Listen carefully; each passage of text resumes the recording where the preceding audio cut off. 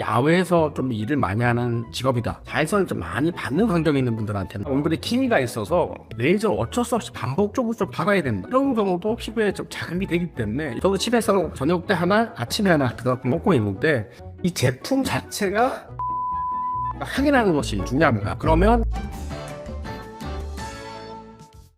하시는 환자분들께서 비타민C 바르는 거나 먹는 게 도움이 되냐고 여쭤보시는데, 오늘은 그 먹는 비타민C, 바르는 비타민C, 그리고 비타민C가 구체적으로 피부에 어떤 부분이 좋아지는지에 대해서 구체적으로 알아보는 시간을 가지도록 하겠습니다. 제가 그 바르셀로나 팀 감독이에요. 공시에 부담스럽게 답니다. 제가 이 팀을 잘 풀어야 되는데 단순히 축구 경기 이기는 것도 있지만 모든 부분에서 관리를 해야 되겠죠. 그 유명한 선수 한 명이 있는데 이 친구가 처음엔 제 말을 잘 듣다가 흑화되기 시작하는 거예요. 그럼 제가 어떻게 해야 되겠습니까? 찾아가서 잘 모독여서, 야 그러지 마, 흔들씨 차도 정보하는 줄게, 그렇게 하지 마 라고 해서 흔들리는 애를 다시 건강하고 밝은 축으로 바꾸는 역할을 하는 것이 중요하겠죠. 이 멜라닌 색소에 있어서 비타민C가 어떤 역할을 하냐면은 멜라닌 색소가 만들어진 단계가 있어요. 그 단계에서 다시 멜라닌 색소 만들어진 이전 단계로 거꾸로 끌고 가는 역할을 하는 게 비타민C의 역할입니다. 비타민C가 반드시 모든 색소를 차단한다는 건 아니지만 진해진 색소가 만들어지기 전까지 다시 하얗게 만드는 그런 데 있어서 중요한 역할을 하는 것이 바로 비타민C가 되겠고요.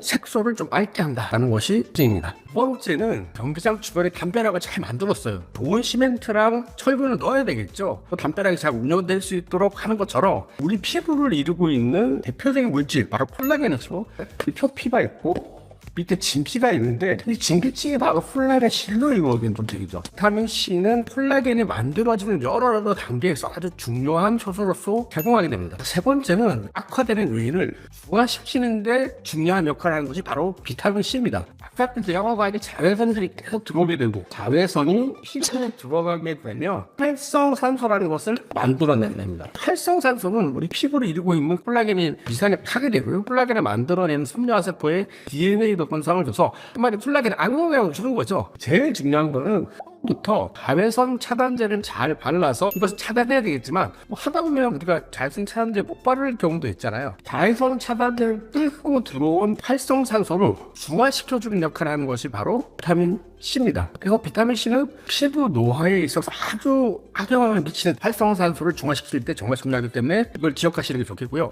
요즘에 피부 노화에서 대두되는 것들이 우리가 너무 당을 많이 먹게 되면 그것이 우리 몸에 들어와서 AGD라고 하는 당화산물을 만들어내게 되고요.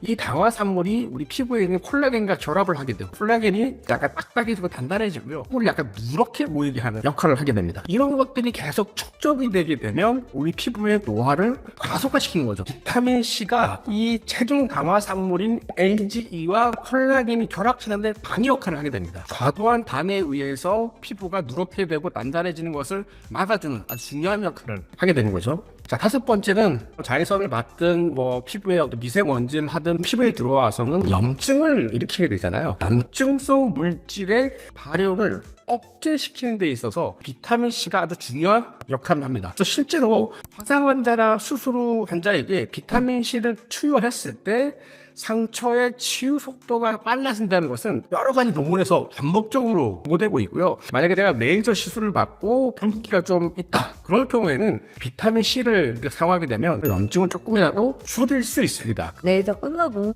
비타민C를 바르라고 말씀드리는 건 어떨까요? 비타민C 자체가 피부에 약간 자극을 주게 되죠. 우리가 레이저의 종류에 따라 달라지겠지만 가볍게 토닝 레이저 정도 했다, 그러면 하루 이틀 있다가 붉게 약간 가라앉으면 바르면 되고, 어두운 흉터 때문에 CO2 플러스를 했다, 지분 많이 나잖아요. 이때 비타민C 바르면 다 뒤집어집니다. 최소한 2주 정도 지나서 악취 다 없어지고 안정화되면 그때 바르면 확실히 도움이 되죠. 마지막으로 피부 장벽과 세라마이드 합성에 비타민C가 중요한 역할을 하는데 이게 무슨 말이냐? 우리 표피 구조를 보면 벽돌이 이렇게 있고 그 벽돌 사이사이 시멘트처럼 좀 들어가 있어야 들어오지 않겠죠. 시멘트 또는 풀처럼 쫙 뒤집어주는 게 바로 지질 성분이고요. 표피가 있는 그 사이사이의 지질 성분은 세 가지죠. 세라마이드, 콜레스테롤, 자유지방산이죠. 이것들이 적절히 있어야지만 피부가 좋은 상태, 보습 효과를 이용하게 되는데 비타민C를 세라마이드의 생성을 하는 데 있어 중요한 역할을 하게 됩니다. 이 부분은 잘 알려지지 않지만 우리 피부 장벽을 구성하는 세라마이드를 만드는다 핵심적인 역할을 한다는 것을 기억하시면 좋겠습니다. 비타민 C 결핍 시 오히려 피부가 좀 건조해지고 피부 장벽 약화가 두드러지게 나타난다는 논문도 있고요. 비타민 C는 혹건조를 잡는 장벽 강화제 정도로 이해하시면 되겠습니다. 네, 그럼 비타민 C가 이렇게 좋은 효과들이 많은데 그렇죠. 그럼 바르는 게 좋을까요? 아니면 복용하는 게 좋을까요? 결론부터 말하면 우리 피부과에서 말하는 쪽에서는 사실 바르는 게 훨씬 더 유리합니다. 정말 많이 먹어도 하루에 1000mg까지 먹을 수 있잖아요. 근데 그렇게 먹기는 좀 부담스럽긴 하고 저도 집에서 저녁 때 하나 아침에 하나 그래서 2000mg 먹고 있는데 내가 1000mg 먹었다고 해서 1000mg의 전체 온불로 가진 않잖아요. 장도도 가고 뼈로도 가고 땀도 다 퍼지기 때문에 먹는 비타민C는 피부가 좋아진다라고 보기보다는 전체적인 환경이 좋아진다, 몸이 좋아진다 정도로 이해하시는 게 맞고 우리 몸 시스템이 대단해서 정교해요. 일정 이상 농도가 유지되면 그 이상 과도하게 먹는다면서 늘어나는 것이 아니라 소변으로 빠집니다. 비타민C는 수용성이기 때문에 오래 남진 않아요. 한 번에 많이 먹기보다는 아침, 점심, 저녁도 나누어서 계속 먹어주면 일정 농도를 유지할 수 있으니까 우리가 야채라든지 과일을 통해서 일상생활에서 천연 비타민 쪽으로 먹는 것도 좋은 거니까 다 엄마 말이 맞죠? 골고루 음식 먹고 그러면 될 것 같고요.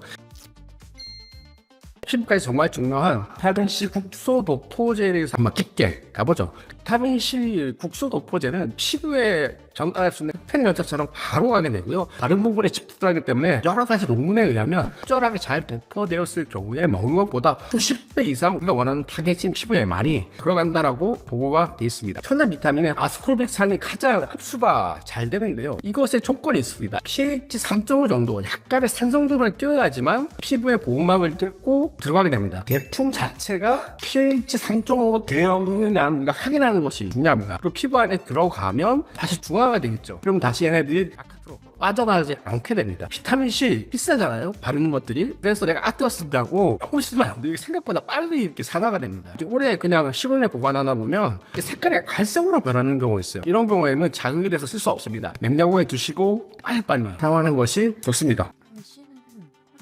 아침에 바르는 게 좋을까요? 저녁에 바르는 게 좋을까요? 그래서 언제 바르고 상관은 없는데요. 비타민C 아까 여러 가지 이점을 생각한다면 일어나서 자외선도 받고 여러 가지 스트레스를 받고 한다는 측면에서는 하루 시작할 때 바르는 게 좋겠죠. 그때 좀 추가적으로 말씀드리면 비타민C와 비타민 E가 같이 바르면 좀 시너지 효과가 있습니다. 요즘 A계열 화장품도 많이 사용하시는데 비타민 C랑 같이 바르는 어떻게 생각하세요? 아주 좋은 거죠. 비타민 A, 레티놀, 레티노이드, 대표적으로 디케이딘 스티바 같은 것들 있잖아요. 트웬티크린 이런 것들은 장기적으로 발랐을 때 콜라겐을 생성시키고 이미 만들어진 색소를 탈락시키는데 정말 좋죠. 단차가 뭐냐? 둘 다 자극이 좀 있다는 거죠. 비타민 C도 어느 정도 자극이 있고 레티노이드는 비타민 C보다 자극이 좀 더 심하죠. 비타민 C는 약간 산성일 때 침투가 잘 되는데 레티노이드는 중성일 때 잘. 동시에 바르면 서로 좀 경쟁을 하겠죠. 실질적으로 비타민 C는 아침에 바르는 걸 추천드리고요. 레티노이드는 저녁에 이렇게 바르면 되겠죠. 대표적으로 레티노이드 스티바에 단정됐지만 요즘에는